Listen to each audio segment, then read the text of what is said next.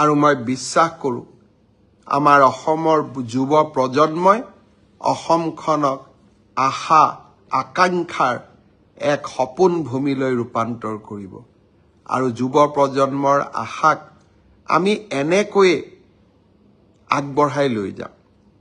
আজি অসমৰ যুৱ প্ৰজন্মই নতুন অসমৰ সপোন দেখিছে। কেইদিনমান আগত মাত্ৰ এডিআৰই পৰীক্ষা হৈ গৈছিলে।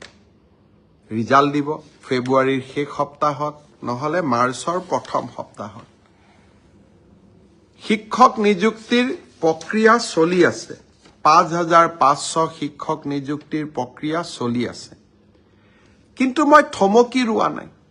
৫,৫০০ নিযুক্তিৰ প্ৰক্ৰিয়া চলি থকাৰ সময়তে নতুনকৈ আকৌ ৪,৫০০ পদৰ আমি বিজ্ঞাপন দিলোঁ।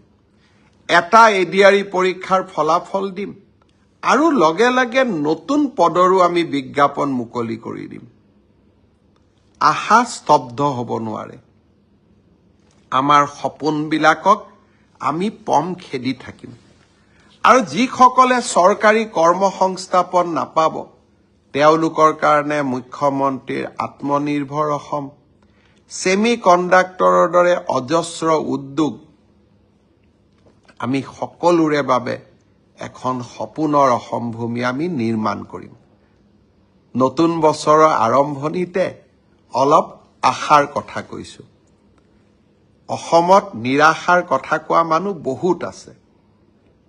তেওঁলোকৰ পৰা অলপ ব্যতিক্ৰমত গৈ মই সদায় আশাৰ বাণী মানুহৰ মাজত বিতৰণ কৰিব খোজো।